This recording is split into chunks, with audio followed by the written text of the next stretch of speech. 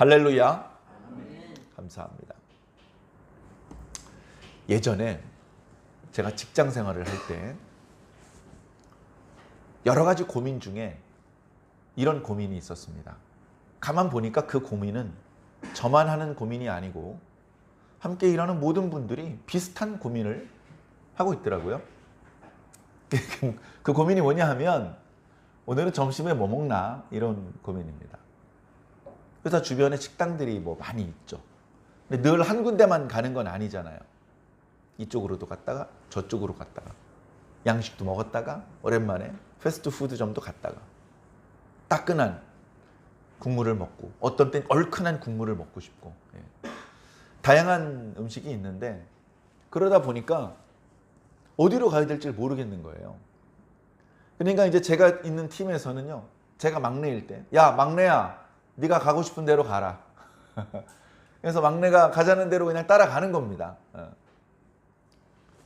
그랬던 기억이 납니다. 살면서 우리는 항상 선택을 하면서 살면 오늘 점심에 뭘 먹을지, 식당에 가면 반찬이 쭉 나오죠? 젓가락을 들어서 어느 반찬을 먼저 잡을지 항상 선택입니다. 그 선택 중에는 이렇게 선택해도 되고 저렇게 선택해도 되는 별로 상관없는 선택도 있습니다. 국그릇에 숟가락을 넣어서 국물을 먼저 맛을 보든지 아니면 숟가락에 먼저 그 밥그릇에 먼저 숟가락을 넣어서 밥을 먼저 입에다 넣든지 아무 상관없습니다. 반찬도 깍두기를 먼저 먹든지 김치를 먼저 먹든지 어느 걸 먼저 선택하든지 별로 차이가 없습니다. 그런데 살다 보면은 내가 선택한 어떤 선택이 상당히 큰 영향을 나한테 주는 그런 경우가 있죠. 그런 경우를 저는 결정적인 순간이라고 저는 개인적으로 표현하곤 합니다. 결정적인 선택을 해야 되는 순간이 있어요. 결정적인 어떤 상황이 있죠. 그때의 결정은 아주 큰 영향을 나한테 미치게 됩니다. 뭐 예를 들면 뭘 예를 들까요? 배우자를 누구로 선택할 것이냐, 또 내가 몸담을 직장을 어디로 선택을 할 것이냐, 평생 따라다니게 될 나의 학력, 대학교는 어느 대학교로 선택을 할 것이냐, 평생 내 전공은 어느 곳으로 결정을 할 것이냐. 전공과 대학교를 주로 고등학교 때 결정을 하잖아요. 그래서 고등학교 졸업하면서 대학교를 가는데 그때 사실은 뭘 전공할지 몰라요. 이쪽으로 가도 되고 저쪽으로 가도 됩니다. 근데 그때 한번 결정이 되면 그 다음에 바꾸기가 어려워요. 건축을 선택을 했어요. 토목 정도로는 바꿀 수 있어요. 그 가까운 분야니까. 근데 건축 현장에서 기사로 일하다가 갑자기 의사가 되거나 갑자기 변호사가 되는 건 거의 불가능합니다. 아주 예외적으로 그런 경우가 뭐 일부 있다고는 해요. 그런 일반적으로 불가능에 가까운 일입니다. 그래서 결정적인 순간에 좋은 결정을 내려야죠. 그런데 그 결정적인 순간에 결정을 내리기 전에 작은 결정들이 모여서 그 결정적인 순간을 맞이하는 거예요. 예를 들면 내가 의사가 되고 싶어. 그런데 뭐 요즘에는 그런 게 없어졌습니다만 제가 학교 다닐 때 기준으로 말씀드리면 고등학교 1학년에서 2학년으로 올라가면서 문과를 선택해 버렸어요. 문과, 이과를 과거에는 선택하게 했잖아요. 요즘에는 없어진 모양인데 문과를 선택해 놓고서 의사가 되겠다고 하면 이게 벌써 진로가 틀려버리는 것이죠.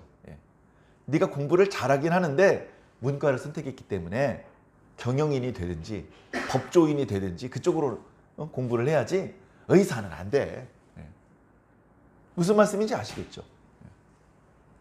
중요한 결정을 내리기 전에 작은 결정들이 모여서 그 순간을 맞이하게 되는 겁니다. 어떻게 보면 지금 이 순간도 마찬가지입니다.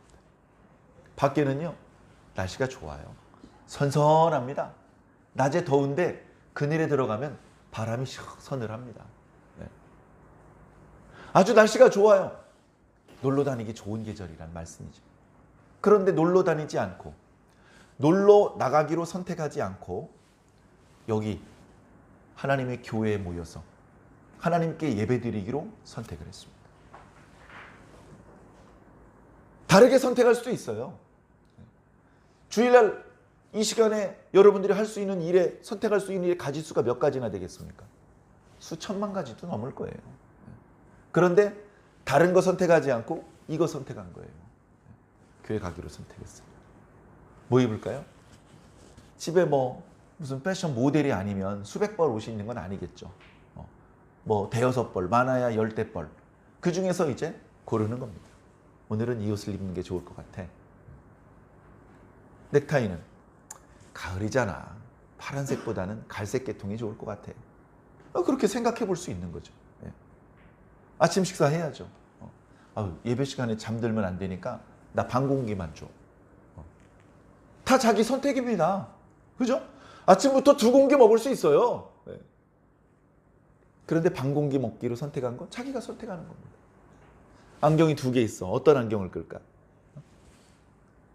머리 빗질을 할까? 면도를 할까? 예배 끝나고 할까? 모든 게 선택이라는 거예요. 모든 게. 그 모든 선택의 결과가 지금 여러분의 모습이고 저의 모습인 것입니다. 우리는 희망이 있습니다. 내가 5년 후엔 이런 모습이었으면 좋겠어. 5년 후면 아무래도 흰머리가 좀 많아지겠지. 주름살도 좀 많아질 거야.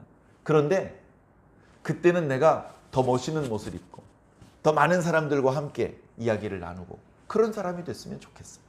예를 들면 그렇게 꿈을 꾸고 그리고 그 꿈이 성취되기 위해서 구체적인 계획도 세우고 뭐 이제 이렇게 해볼 수 있지 않습니까? 그래서 좋은 결과, 더 좋은 결과를 불러올 수 있는 선택, 그게 바로 좋은 선택이죠. 큰 선택이든 작은 선택이든 결정적인 선택이든 조금 사소한 선택이든 매 순간 조금 신중을 하면 더 좋은 결과를 불러올 수 있고 그러면 우리가 하나님께 더 감사할 수 있고 근데 주변 사람들에게 덕을 보는 삶이 아니고 베푸는 삶을 살 수 있잖아요. 기왕이면 주변 사람들 덕 보는 삶을 살지 마시고 필요하면 덕 봐야죠. 그러나 항상 평생 그렇게 사는 게 아니라 주변 사람들한테 베풀어 줄 수 있는 그런 삶을 살면 얼마나 좋겠습니까? 그래서요, 계획을 세우라는 말씀을 새삼스럽게 드리고 싶어요. 보통 이런 이야기는 연말 연초에 얘기를 합니다. 지난 한 해를 반성하시고 새해를 설계하십시다. 기왕에 우리 그리스도인들이니까 이번 새해에는 어떻게 하면 하나님을 더 기쁘시게 할까? 좋은 열매를 많이 맺을까? 생각하시면서 계획을 세워봅시다. 예를 들면 그런 이야기를 드리곤 하는데 지금은 조금은 생뚱맞은 여름이 끝나고 이제 가을이 깊어가고 있는 그 시점인데 저는 계획을 세워보실 것을 부탁을 드립니다. 점심 식사도요. 미리 무엇을 먹을지 계획을 세울 수 있어요. 그거 과장님이 시키지 않았어. 야, 저기 이번 일주일 동안 어느 식당에서 밥 먹을지 계획 좀 짜봐. 그런 거 부탁하는 회사 없습니다. 자기 혼자 생각하는 거 맨날 야 막내 어디로 가면 좋겠어. 야 맛있는 데로 좀 앞장서 봐. 맨날 그러니까 이제 이 막내가 혼자 고민을 하는 것이죠. 아 그래? 월요일 날은 칼국수. 면을 먹었으니까 다음 날은 좀 매콤하게 낙지 볶음, 낙지 덮밥. 그 다음 날은 좀 편안하게 콩나물국밥. 국밥을 이틀 먹었으니까 그 다음 날은 이렇게 햄버거 가게 한번 갈까? 그러니까 자기 나름대로 계획을 세워놓는 거예요. 자, 계획을 딱 세워놨어요. 포스트잇 같은 데 적어가지고 컴퓨터 옆에다 딱 붙여놨어요. 그리고서는 잊어버리고 자기 일을 업무를 합니다. 그러다 시간이 딱 돼서 점심 먹으러 자, 밥 먹으러 나갑시다 해서 쭉 나가는데 이제 어디로 갈까 딱 하면은 미리 정해놓은 게 있으니까 고민하지 않아도 되는 거죠. 미리 고민을 해놓으면 그때 고민을 안 해도 되는 거예요. 운전 처음 면허 따가지고 운전할 때 분명히 학원에서 다 해봤는데 얼마나 긴장되고 당황스럽습니까? 가만히 있자. 룸밀러를 이렇게 해놓고 그 다음에 이렇게 기아 변속기를 어떻게 하고 클러치 옛날에는 이제 클러치가 있는 자동차가 많았거든요. 클러치를 밟은 다음에 기아 변속을 하고 클러치를 살짝 떼면서 엑셀레이터를 밟아야 되는데 아이고 이거 내 잘못해서 차가 부들부들 떨렸네. 예를 들면 그런 경험들이 있지 않습니까? 그런데요. 운전 1년 되고 10년 되면 어때요? 그런 거 생각 안 해. 자동으로 몸이 움직이는 거예요. 이거 기아 변속할 때마다 가만히 있어. 이번에 몇 단으로 변속해야지? 그거 고민 안 합니다. 고민 10년 전에 끝났어요. 그냥 자동으로 되는 것이죠. 우리가 사실은 습관적으로 삽니다. 이미 과거에 고민하고 결정해 놓은 대로 그냥 살아 버릇해요. 그래서 그 결정이 좋은 결정이면 계속 그렇게 살아도 돼요. 예를 들면 노란불이면 브레이크를 밟아 감속을 해. 이게 습관이 들었어. 좋은 습관이죠. 안전한 운전을 하는 습관이죠. 그런 습관이라면 계속 그렇게 해도 돼요. 그런데 노란불에는 엑셀을 밟는 습관이 만약에 있다고 칩시다. 그러면 위험한 순간을 맞이하게 될 거예요. 갔다 가면 사고가 날 뻔한 상황도 만나게 될 거예요. 그러면 그때 가서 생각을 해봐야죠. 아유, 나 운전 습관을 좀 바꿔야 되겠어. 급발진, 급정거, 노란불에 막 교차로를 지나가려고 하고 너무 틈이 좁은데 끼어들려고 하고 아무리 급해도 아이고 그런 방법을 하면 안 되겠어. 그렇게 스스로 다시 고민을 하고 자기 행동을 교정을 하는 것이죠. 더 좋은 쪽으로, 더 좋은 결과를 불러오는 방법. 팍 부딪혀가지고 비상깜빡이 켜고 노견에 차를 대고 죄송합니다. 보험회사 부르고 경찰이 출동하고 그런 결과를 기대하는 사람이 있을까요? 없죠. 그런 나쁜 결과를 불러오는 선택을 하지 말고 좋은 결과, 한 5분 늦었지만 건강하고 안전하게 목적지에 도착을 해서 즐겁게 그 다음 일을 할 수 있는 그런 결과를 불러올 수 있는 선택을 할 수 있어요. 저는 목사기 때문에 여러분들이 이렇게 다른 바쁜 일이 많이 있을 텐데도 불구하고 교회에 와서 하나님께 예배드리는 선택을 하신 것에 대하여 박수를 쳐드리고 싶습니다. 이건 제 밥벌이니까 저 먹고 살자고 드리는 말씀이 아닙니다. 객관적으로 어떤 이렇게 교회를 오랫동안 섬기면서 하나님 말씀을 배우고 하나님께 기도하고 찬송하는 그런 삶의 양식으로 살아간 사람의 인생이 훨씬 더 행복하고 훨씬 더 다른 사람에게 유익을 끼치고 훨씬 덕스러운 삶을 살았다는 것이 객관적으로 우리가 충분히 알 수 있지 않습니까? 더러 목사님들 중에도 덕스럽지 못하고 교회를 막 20년 다녔는데도 언행이 불신자보다 더 이렇게 좀 사납고 그런 경우도 물론 있을 수 있습니다. 그러나 훨씬 더 많은 경우 하나님의 말씀을 잘 듣고 그 말씀을 이해하고 그 말씀을 실천하려고 노력하고 그렇게 사는 사람들은 거의 100% 삶이 긍정적인 변화를 이루고 주변 사람들에게 받는 평가가 점점 좋아지고 그래서 처음에는 기대하기 어려웠던 그런 결과를 만나는 그런 사례들이 무수히 많이 있습니다. 그런 의미에서라도 여러분들 이렇게 교회에 와서 함께 예배를 드려주시는 것이 너무나 감사합니다. 오늘은 9월 마지막 주 주일입니다. 9월은 이렇게 주일이 5번이나 있었어요. 그리고 이제 예배를 그동안 쭉 드려보셔서 아시겠지만 저희 교회는 9월 한 달 동안 느헤미야 말씀을 묵상하면서 여기까지 왔습니다. 그래서 5주 전에 9월 1일 느헤미야 1장 1절부터 그때 12절까지인가요? 그 말씀을 본문으로 예배를 드렸던 기억이 납니다. 그리고서 그 다음 월요일 날도 새벽 예배 때 그 뒷구절 이어서 그래서 내일 새벽 예배까지 예배를 드리고 나면 우리는 9월 한 달 동안 느헤미야 말씀 중에서 한 글자도 빠뜨리지 않고 읽었고 그 말씀을 주제로 말씀을 들었습니다. 자, 이제 거의 끄트머리까지 왔습니다. 그래서 저 1장부터 다시 복기를 하면 그때부터 다시 다 복습을 해서 말씀을 드리자면 너무 길고요. 아무래도 오늘 말씀에 국한해서 말씀을 좀 드려야 될 것 같습니다. 자, 느헤미야라는 사람이 있었습니다. 유다 사람입니다. 유다가 바벨론에게 멸망을 당했습니다. 전쟁에서 패했죠. 그래서 예루살렘 성벽이 무너지고 성전이 파괴되고 그 안에 쓸만한 것들 다 약탈당했습니다. 사람들이 상당히 많이 죽었고 이용 가치가 있는 사람들은 포로로 끌려갔으며 이용 가치가 없는 사람 일부를 그 땅에 남겨놓아서 그냥 그 땅이 너무 버려지고 황폐되지 않게 몇 사람들을 남겨놓았습니다. 그리고서 유다의 역사는 끝났습니다. 그러나 인류를 구원하시려는 하나님의 역사는 끝나지 않았습니다.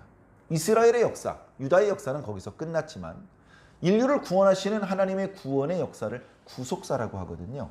그 구속사는 끝나지 않았습니다. 지금도 현재 진행형입니다. 자, 그런 상황 속에서 유다 백성들이 다시 본토로 귀환하는 일이 일어났습니다.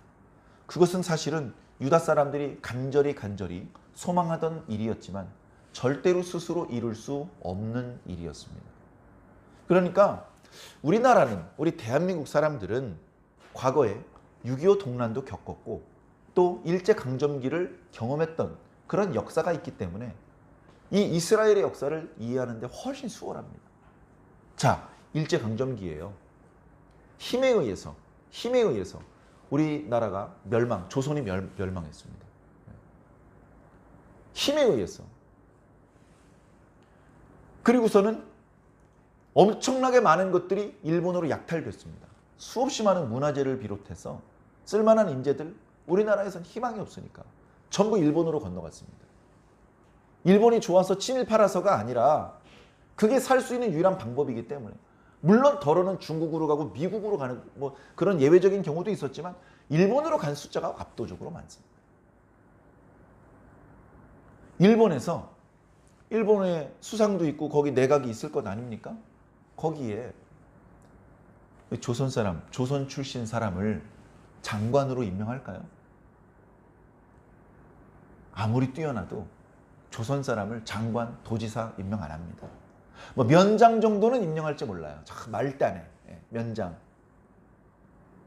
그런데 일본에도 인재들이 많은데 그 사람들보다 조금 뛰어나다는 이유로 그 사람들을 다 제치고 조선인을 뭐 부총리 이런 걸로 임명할 리가 없잖아요.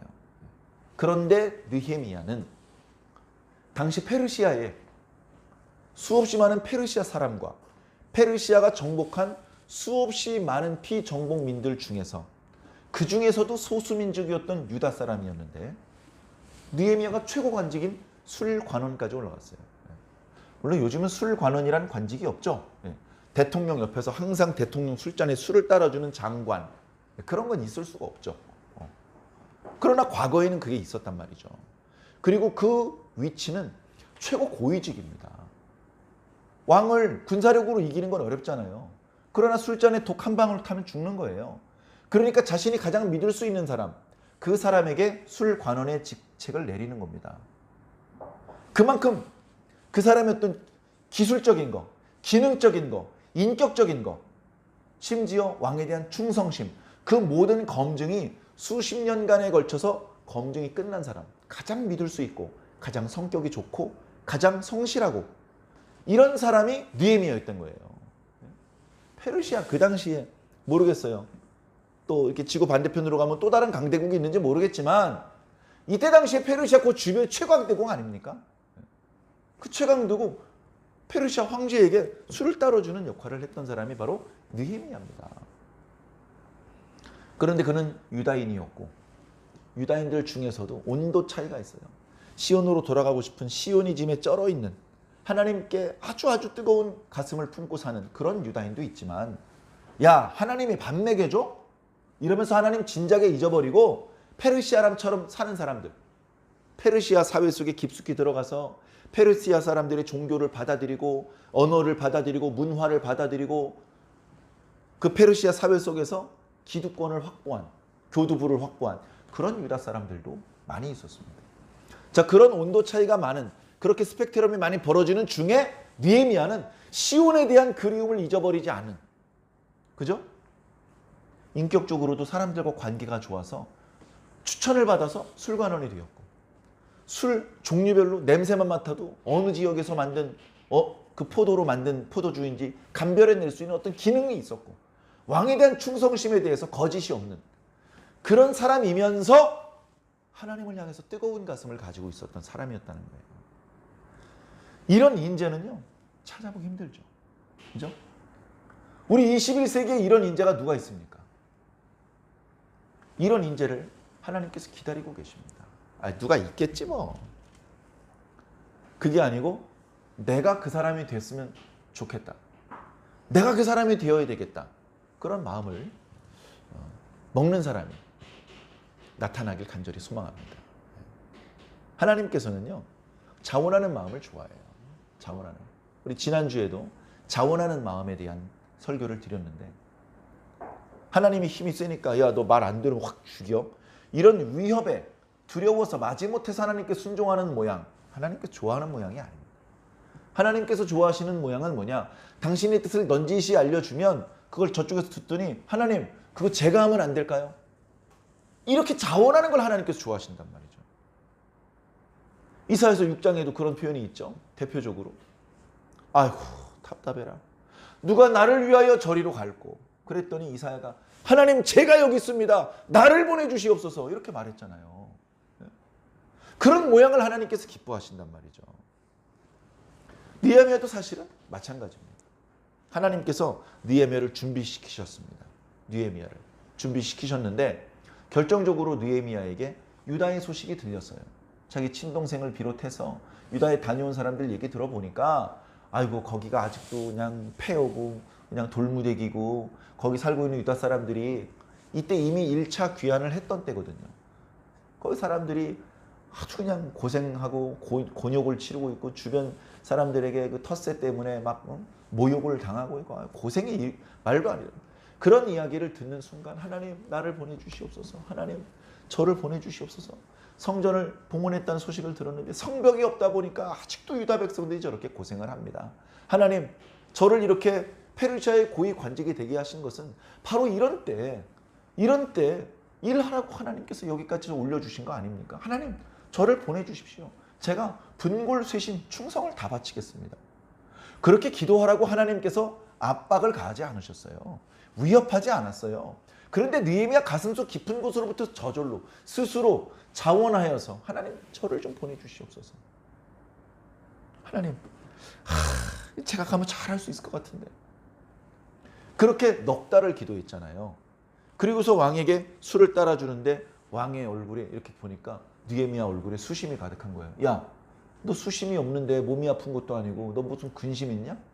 술 따르는 사람이 근심을 가지고면요 죽어야 됩니다. 왜냐하면 반역을 획책한 상황이기 때문에, 반역을 도모하고 있기 때문에 왕 앞에서 술을 따르고 왕과 눈이 마주쳤을 때 당황하고 수심이 가득한 그런 안색을 보이는 것이거든요. 그러니까 왕은 술 속에 독이 있는지를 감별할 능력은 없지만 자신에게 술을 따라주는 사람이 딴 마음을 먹었는지는 꿰뚫어 볼 수 있는 능력이 있어야 돼요. 그래야 오래 사는 거예요.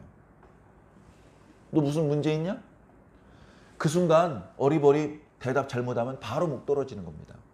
근데 느헤미야는 넉 달 동안 기도로 준비한 사람이에요. 갑자기 고민을 시작하는 것이 아니고 고민 끝났어. 지금 선택을 잘해야 돼요. 말을 잘해야 됩니다. 그때 느헤미야가 아주 자연스럽게 어리버리하거나 당황하거나 시간을 끌지 않고 자연스럽게 솔직한 심정으로 왕에게 얘기를 합니다. 예, 제가 사실은 근심이 있는데요. 그건 뭐냐 하면 저희 조상들의 묘실이 있는 도시가 있습니다. 근데 그 도시가 지금 수십 년째 폐허인 채로 있다고 합니다. 그 소식을 듣고서 어떻게 수심이 없겠습니까? 아, 그런 문제였어? 야, 내가 도와줄게.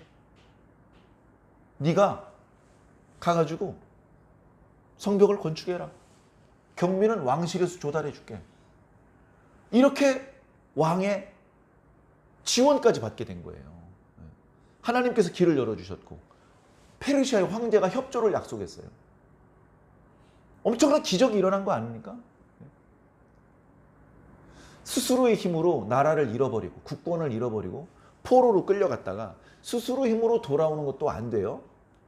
그래서 페르시아가 바벨론을 멸망시키고 첫 번째로 내는 조서가 유다 사람들은 유다로 돌아가서 성전을 건축해라. 그거였거든요. 성전을 건축하는데 주변의 사마리아 사람들, 암몬 사람들이 방해를 했습니다.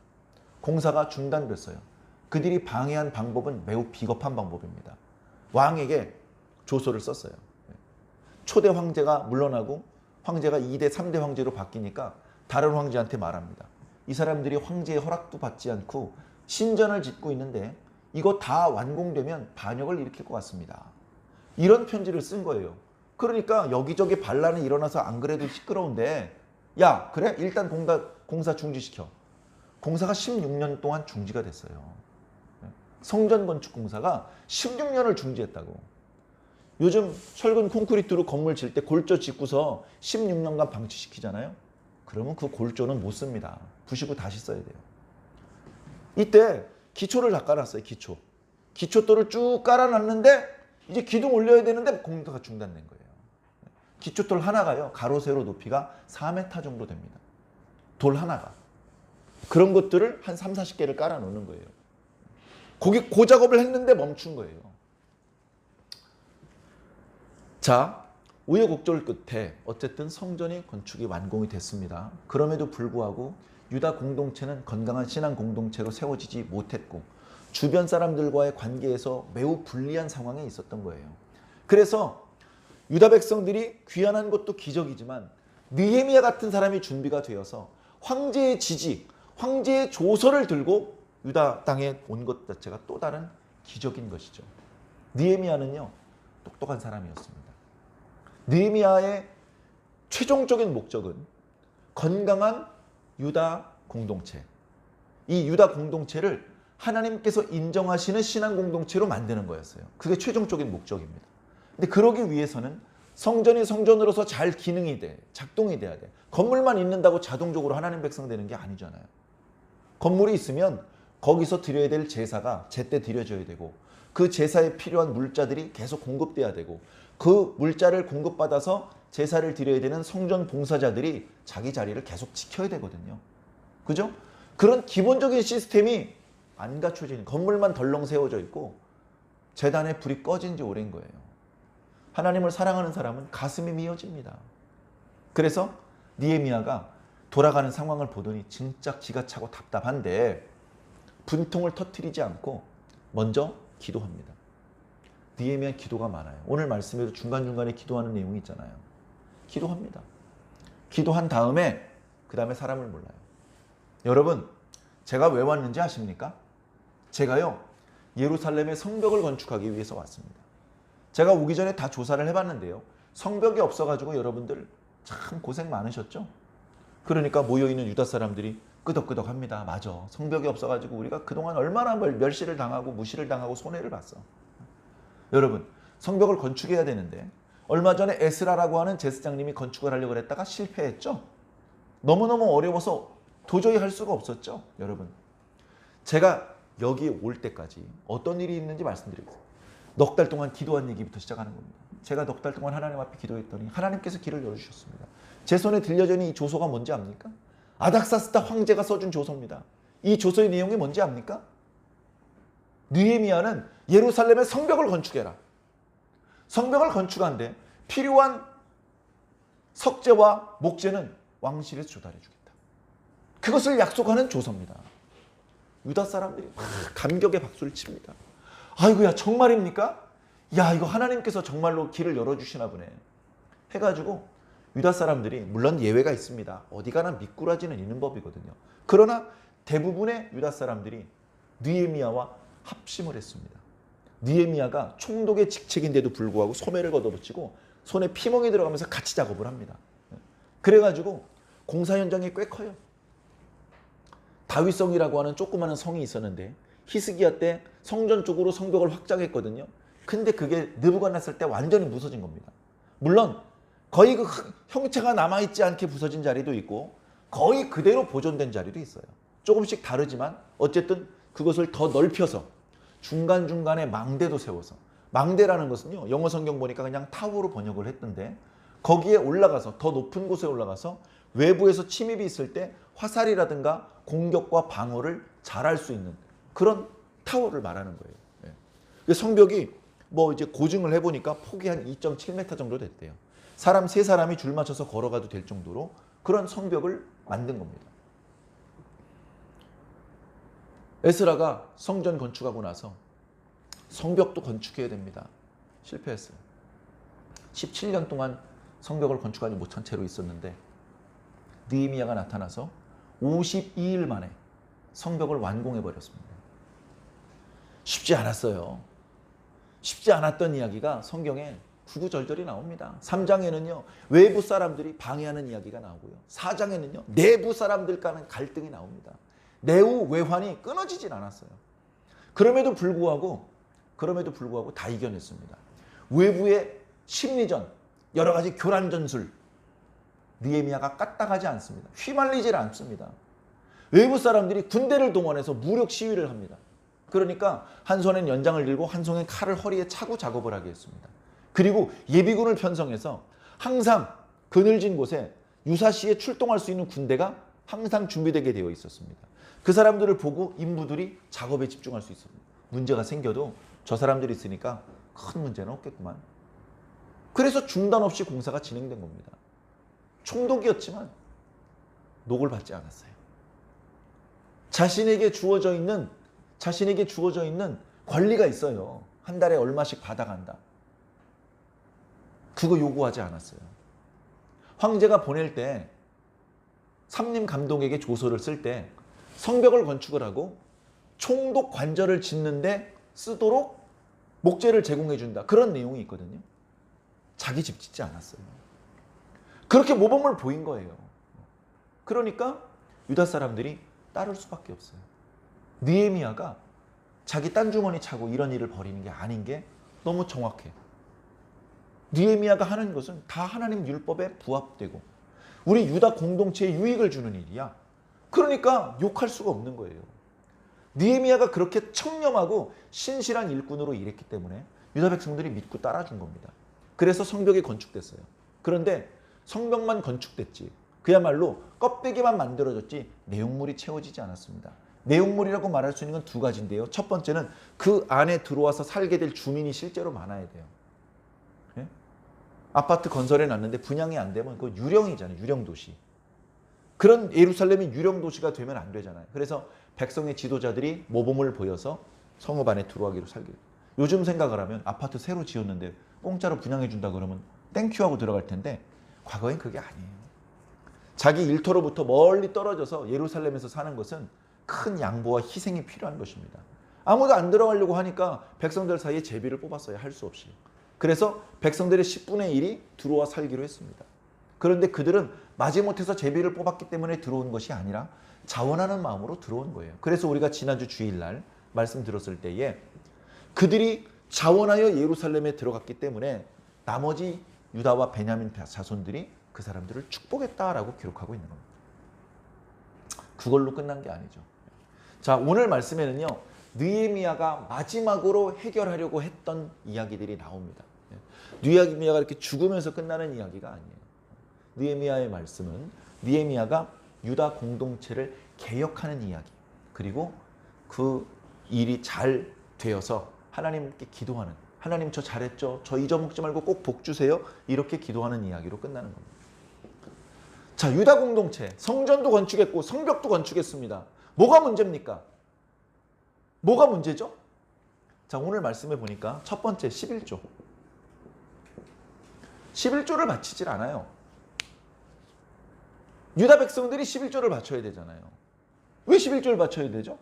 자, 유다 백성들이 과거 이스라엘도 마찬가지 개념입니다. 오늘 우리들도 마찬가지 개념인데, 자, 우리가 논과 밭에서 일을 했어요. 어떤 사람은 포도원에서, 어떤 보리밭에서, 어떤 사람은 소나 양을 길렀어요. 그러면 그 노동의 대가로 수입이 생겼잖아요. 소출이 생겼잖아요. 그럼 그 소출은 하나님께서 주신 거잖아요. 그 소출은 하나님께서 주신 거잖아요. 언약의 땅 자체가 하나님께서 이스라엘 사람들한테 돈 한 푼 받지 않고 그냥 주신 거잖아요. 이른 비와 늦은 비는 얼마 받고 주신 겁니까? 그냥 주신 거잖아요. 그래서 그 땅에서 그 비 먹고 자란 소출 하나님께서 주신 거잖아요. 근데 그게 처음에 이해가 안 되는 거예요. 이거 내가 땀 흘려서 농사 지은 것 같은데 이렇게 생각하면 11조가 아깝게 생각하죠. 근데 아무리 생각해도 이 산소를 위해서 내가 돈을 지불한 적이 없어요. 그죠? 너무 약하지도 강하지도 않은 적당한 중력. 우리가 살기에 딱 알맞는 속도로 지구가 자전하기 위해서 우리가 얼마 지불했습니까? 아무것도 한 것 없죠? 달이 없었으면 지구가 어떻게 됐을 것 같습니까? 지구에는 생명체가 살 수 없어요. 달을 우리가 거기 띄우기 위해서 얼마 썼습니까? 여러분 얼마 내셨습니까? 하나님이 하신 거죠. 그러니까 내가 살아있는 것도 하나님, 내 생명도 하나님 주신 거, 내가 회사에서 받는 월급도 하나님 주신 거라는 거예요. 지혜로운 사람은 다 그걸 이해합니다. 자, 그렇기 때문에 내 소출의 90%가 아니라 10%만 하나님께 바치면 돼요. 요즘 교회 다니는 성도들 중에서 아주 신실한 성도는 15%를 바칩니다. 무슨 의미냐면 11조 헌금을 드리고 주조헌금을 별도로 드려요. 주조헌금은 11조보다 많지는 않지만 11조처럼 한 달에 한 번 내는 것이 아니고 이제 매주 내는 것이다 보니까 대충 이제 엄밀하게 계산할 필요는 없는 것이니까 대충 수입의 15%를 하나님께 드려요. 물론 교회에서 성전 건축한다 그러면 20%를 드릴 수도 있죠. 자, 그게 문제가 아니고 자, 10의 1조를 하나님께 드려야 되는 거예요. 이거는 양보할 수 없는 부분입니다. 이건 이미 아브라함이 멜기세덱에 바칠 때 그렇게 했고 야곱이 베델에서 하나님께 그렇게 약속했던 내용이며 하나님께서 모세를 통해서 주셨던 계명에 여러 번 명시가 되어 있는 내용입니다. 11조를 바치는 의미는 뭐냐? 이거 원래 다 하나님 거예요. 이거 원래 다 하나님 거예요. 그래서 하나님께 다 바치는 겁니다. 근데 하나님께서 그 중에 90%를 그냥 우리한테 공짜로 주시는 거예요. 그 의미가 11조입니다. 그러니까 11조는 10분의 1이나 바치면서도 너무나 기쁘고 고맙고 감사한 그런 순간인 거예요. 왜? 90%를 받았으니까. 하나님 앞에 90%를 받은 거예요.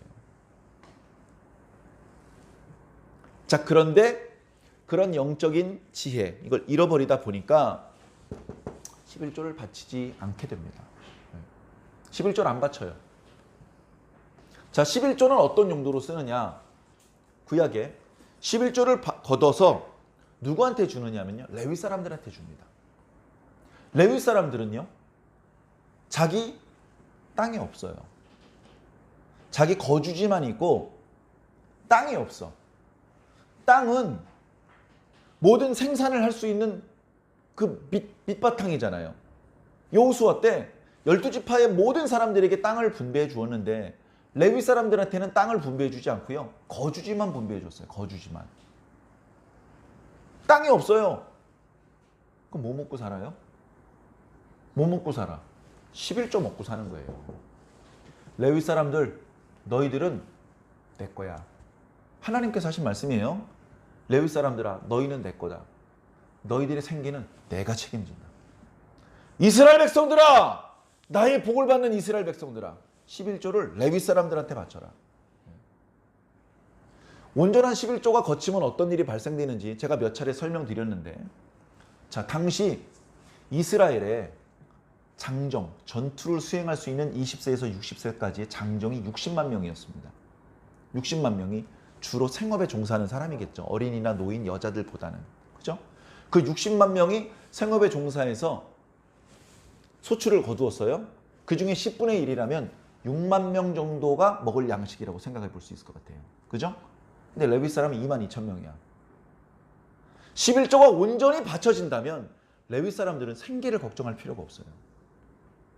그냥 하나님 섬기는 일, 제사 드리고 율법을 낭독하고 하나님을 찬양하고 그 일에 집중하면 되는 거예요. 그죠? 그럼 제사장들은 뭐 먹고 살지? 제사장들은 레위 사람들이 받은 10분의 1 중에서 좋은 거 10분의 1을 따로 모아서 그걸 제사장을 바쳤어요. 근데 그때 당시 제사장이 몇백 명 안 됐어요. 그러니까 뭐예요? 제사장들은 정상적으로 11조가 바쳐지고 레위 사람들이 정상적으로 그 중에서 또다시 10분의 1을 제사장은 생계를 걱정할 필요가 없어요. 하루 종일 기도만 하고 하루 종일 백성들의 죄를 용서해달라고 기도하고 하루 종일 백성들에게 축복을 빌은 기도로만 하면 되는 거예요. 근데 문제가 뭐라고요? 백성들이 11조를 안 바쳐. 레위 사람들이 생계의 위협을 느낍니다. 생계의 위협을 느껴요. 그럼 어떡합니까? 식솔들 먹여 살려야 하잖아. 아빠 배고파 하는데 집에서 코딱지 파고 앉아 있겠습니까? 들판으로 나가는 거예요. 다른 집 머슴이라도 돼야지. 남의 땅 빌려서 소장농이라도 해야 될 거 아니에요. 레위 사람들이 자기에게 부여된 자리를 지키지 않고 들로밭으로 나갔어요.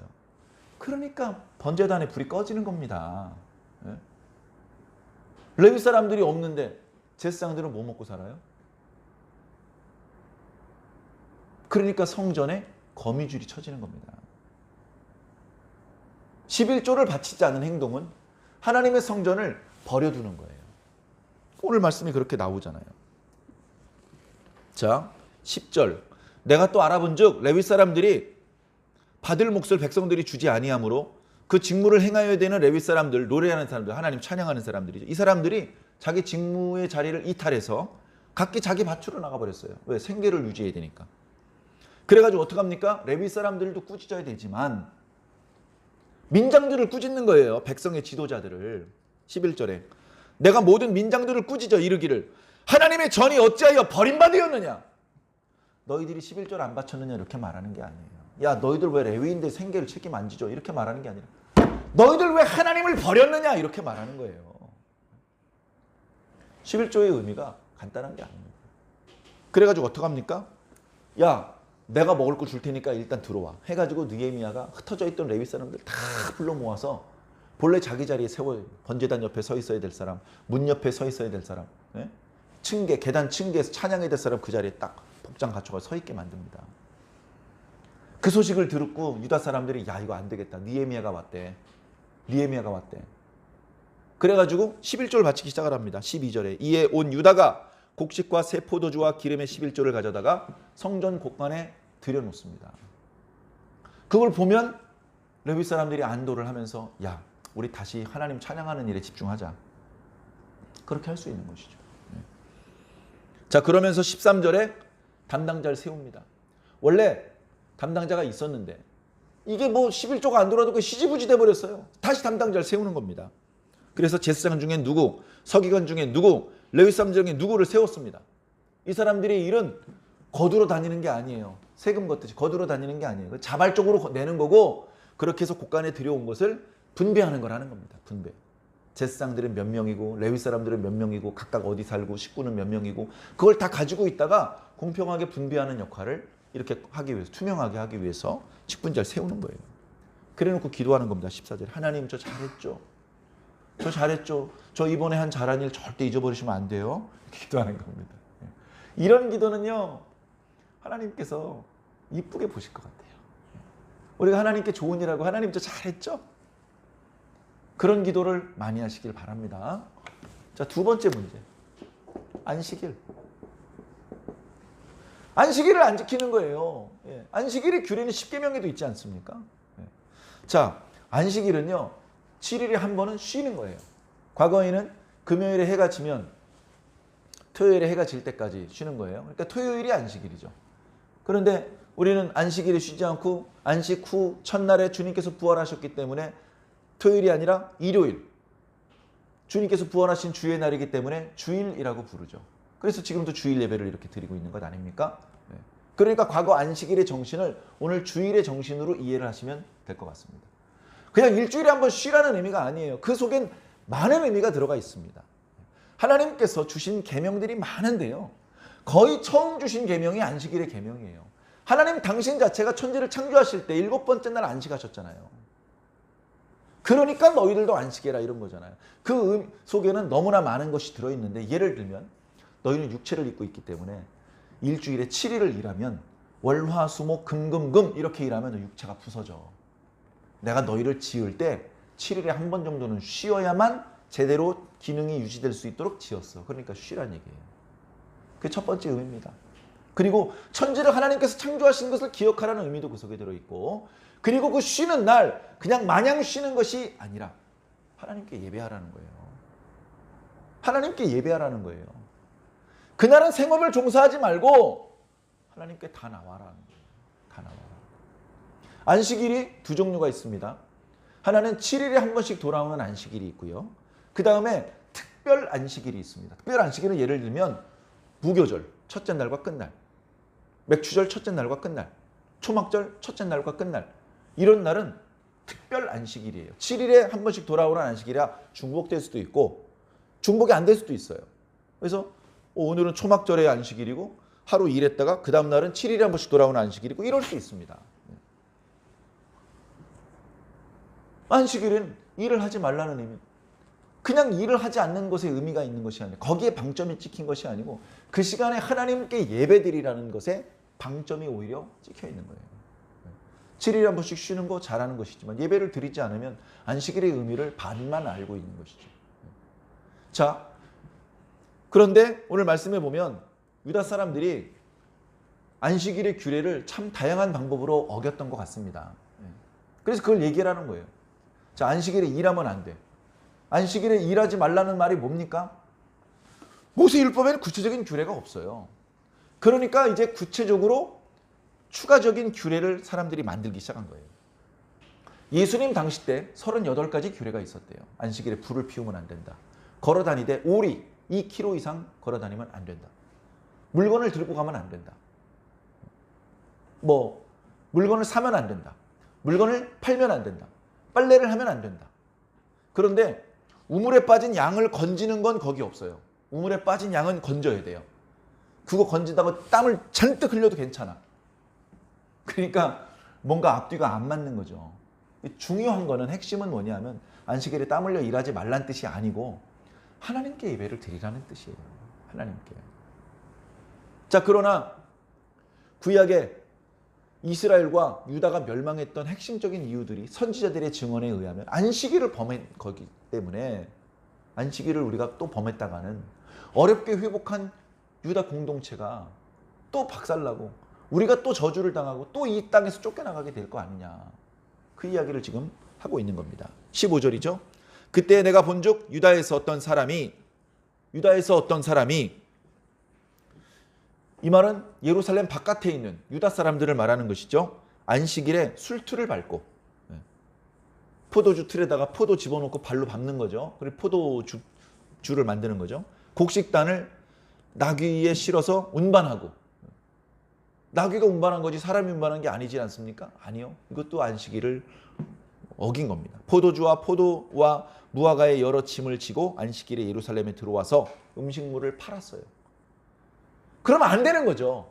파는 것도 안 되고 사는 것도 안 되는 겁니다. 아니 그러면 어떻게 먹고 살아요? 야, 토요일 날 사면 되잖아. 야, 월요일 날 사면 되잖아. 왜 꼭 안식일 날 사야 되니? 그죠? 한 달 내내 금지시킨 게 아니잖아요. 7일에 한 번씩만 금지시키는 거잖아요. 안식일에 하지 말라는 것이죠. 그래서 그렇게 하기 때문에 경계를 했습니다. 다시는 하지 마시오. 다시는. 이미 10장에 안식일에 물건을 사지도 팔지도 않기로 언약하라고 언약서에 연대 서명까지 했는데 이러고 있어요. 사람은요 한계가 있습니다. 자, 그렇게 유다 사람들 금지시켜놨더니 16절에 보니까 두로 사람, 이방인이죠. 이방인. 오늘날 페니키아 지역입니다. 페니키아 그 레바논 지역. 그쪽 사람들이 예루살렘까지 물고기를 비롯해서 여러 물건들을 싣고 와가지고요 안식일에 팝니다. 어때요? 유다 사람들이 만든 거 생소한 것들을 보니까 막 구경하러 나오고 막 사고. 금지시킵니다. 안 돼. 너 저 수요일 날 와서 팔어. 안식일엔 안 돼. 안식일에. 그러면서 18절에 우리 조상들이 이처럼 안식일을 어기다가 이 모든 재앙을 당한 것이 아니냐. 그 재앙이 우리 조상들에게 우리 이 성읍에 미친 것이 아니냐. 그런데 너희들이 또 이렇게 안식일을 범하여 진노가 이스라엘에 더욱 심하게 임하게 하는도다. 해가지고 두로 사람도 장사 못하게 했어요. 안식일에 문을 닫아버렸어. 못 들어오게. 그랬더니 이 사람들이 어떡합니까? 예루살렘 성벽 바깥쪽에 노숙을 합니다. 노숙을 하는 이유가 뭐예요? 여러 가지 이유가 있죠. 이렇게 줄 같은 걸 통해서 물건을 또 팝니다. 물건을 팔아요. 그리고 감시가 소홀한 곳을 통해서 물건을 많이 팝니다. 그러니까 매매를 못하게 했으면 됐지 뭐 그 사람들 밖에서 자거나 말거나 그게 아닌 거예요. 느헤미야가 보니까 암암리에 또 안식일 날 매매가 이루어져. 그래가지고 그 사람들한테 경고를 했습니다. 너희들 성 밑에서 자는 것도 불법이다. 내가 이번 한 번만 봐준다. 다음 주부터 또 여기 오면 너희들 다 잡아 가둘 것이다. 그랬더니 이제 그들이 안 오는 겁니다. 그들이 안 와요. 그러면서 레위 사람들의 몸을 정결하게 합니다. 왜? 성전 시스템이 제대로 돌아가야 되니까. 건강한 유다 공동체. 하나님께서 인정하시는 신앙 공동체를 만들어 나가야 되니까. 그러면서 하나님 저 잘했죠? 저에게 은혜를 베풀어 주시옵소서. 저를 아껴 주시옵소서. 이렇게 기도하고 오늘 본문 말 끝나는데요. 우리가 내일 묵상해 볼 말씀 주제만 미리 말씀드리면 이방 결혼입니다. 이방 결혼. 이방인과 결혼하는 문제. 이거 어떻게 하면 좋냐고요. 네? 조사를 해봤더니요. 이방인과 결혼을 했는데 그 아기가 유다 방언은 못해. 이방 언어만 해. 이방 언어만 하고 이방 문화만 알고 이방 종교만 알고 유다 종교, 유다 언어, 유다 문화 몰라. 이게 무슨 일입니까 이게. 그래서 대노를 하고 막 야단치고 다시는 이방인과 결혼하지 못하도록 했어요. 여러분 그저 이민족과 결혼하지 말라는 규례인가요? 이방 결혼의 핵심은요. 역시 종교입니다. 종교. 참 안타까운 일인데요. 이 막기가 어렵더라고요. 제가 먼저 섬기던 모교회에서 나이 많은 권사님이 있어요. 전주 남부시장에서 오랫동안 장사하셨던 이제 나이가 많으셔서 장사 못 하시는데 그 권사님 참 그 고생을 많이 하셔서 얼굴에 주름살도 그리고 목소리도 많이 쉬셨는데 인품이 좋으신 분이에요, 사실은. 제가 그쪽 지역으로 새벽에 차량 운행을 해줬어요. 그러면 조금 늦게 나오시면 제가 기다렸다가 저분은 늦게라도 나오신 분이야. 조금 기다렸다가 모시고 갔더니 너무너무 고마워하셨고 예배 끝나고는 아파트 단지 안으로 쑥 들어가서 그 라인 앞에 거기다 내려드렸어요. 그랬더니 너무 고맙대. 최고래 최고. 그래서 제가 칭찬을 해주신 권사님이기 때문에 더 마음에 이제 애정이 있었는데 그 권사님 아들이 결혼을 한대요. 우리 담임 목사님한테 인사하러 왔어요. 주례 부탁할 겸. 그래서 보니까 신부가 아리따운 신부야. 근데 나중에 알았는데요. 신천지에 다니는 신부였어요. 신천지. 처음 한 달 정도는 우리 교회에 같이 출석을 했어요. 한 달 정도는. 그리고서는 안 보이더라고요. 그리고서는 영영이 안 보이더라고요. 영영이 안 보여요. 하나님 앞에 평생 남부시장에서 장사하면서 11조하고 이렇게 헌신하셨던 권사님인데 그 아들이 신천지에 다니는 줄 모르고 어떤 자매를 교제를 하다 결혼을 했는데 영영 못 돌아오는 거예요. 영영 못 돌아오는 겁니다. 저는 그래서 그런 생각을 해봤습니다. 우리 기독교는, 우리 참 복음은 열성이구나. 열성. 생물학에 우성과 열성이 있거든요. 우성과 열성을 교배하면요. 우성인자가 잘 나타나고 열성인자는 잘 안 나타나요. 열성이구나, 열성. 우리 참복음을 믿는 사람과 이단이랑 결혼을 하면 그 이단에 있는 사람을 뽑아내가지고 참복음으로 인도하는 경우는 별로 많지 않아. 다 이단으로 끌려가. 우리 기독교인과 불교 신자가 만나면 절에 다니는 경우가 많지 교회로 데리고 오는 경우 별로 없어요. 참복음은 열성이구나. 그래서 이방 결혼을 허락하지 않으신 거 아닌가? 저는 개인적으로 그런 생각도 해보았는데요. 자, 어찌되었건 우리가 지키면 그로 말미암아 생명을 얻게 된다고 하셨던 모세의 율법을 비롯한 성경 말씀, 예수 복음, 그리고 그 말씀을 바탕으로 한 우리 가치관, 세계관, 인생관, 그것으로 우리가 빛과 소금으로 살고 세상에 기독교라고 하는 예수 복음이라고 하는 멋있는 가치가 있다는 것을 드러내 보여주고 그리고 때가 되어서 하나님 나라가 이 땅에 이루어질 때에 그 나라의 주인공이 되는 그런 소망을 갖고 사는데 11조를 하나님 앞에 드리고 안식일을 지켜서 그리고 이방 결혼보다는 믿는 사람들과 결혼을 하는 그런 방법으로 우리가 하나님께 인정받는 신앙 공동체가 되어야 될 필요가 있을 것 같습니다. 따지자면, 꼽자면 이거 말고도 다른 여러 가지도 얘기해 볼 수 있겠죠. 그러나 아마 느헤미야 시대 때 가장 심각한 문제가 이런 부분이었던 것 같습니다. 그리고 이때 이런 문제를 해결하기 위한 느헤미야의 조치, 그것들이 성경에 기록되어서 오늘 저와 여러분들에게 오늘 21세기에 각 처해 있는 교회를 향해서 교훈해 주고 있는 것입니다. 무조건 이방 결혼을 하지 말아라. 그런 뜻이 아닙니다. 그 배우자를 인도해서 예수 복음을 함께 믿게 만들 수 있으면 금지시킬 필요 없습니다. 그걸 너무 편견을 가지고 볼 필요 없습니다. 그러나 그 배우자를 이끌어서 함께 천국 백성을 만들 자신이 없고 내국 배우자에게 끌려 나가서 지옥 백성이 될 수밖에 없는 상황이라면 그러면 한번 고민해 봐야 되는 것이죠. 자, 그래서 그런 문제를 가지고 우리가 평소부터 기도하셔야 되고 우리 공동체를 하나님께서 기뻐하시는 우리가 하나님께 인정받는 그런 공동체가 되게 하기 위해서 늘 조심하고 늘 분발하고 뭔가 잘못된 부분이 있으면 그때그때 개혁해 나갈 수 있는 그래서 하나님 앞에 그 순수성이 그 진정성이 항상 인정받는 그런 저와 여러분들이 꼭 되기를 예수님 이름으로 간절히 축원합니다. 아멘.